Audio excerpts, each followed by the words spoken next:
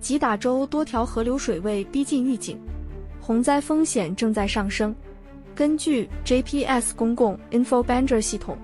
目前吉打州多条河流水位持续接近警戒线，部分测站已经超过 Alert 标准，洪水风险正在上升。造成这种风险的主要原因是持续降雨叠加东北季候风，使吉打州降雨量增多，河流水位持续上升。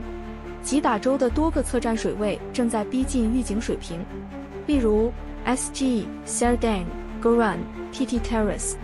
测站水位接近或超预警，多站趋势上升。在2025年11月17日 ，JPS 发布洪灾初步预报，提示19日至21日吉打州潜在风险，需密切关注。洪水还可能带来积水和饮用水污染风险，关注预警，准备物资，大家保持警觉 ，Stay safe。觉得有用就点赞、订阅、分享，开启通知，第一时间掌握最新灾害回顾。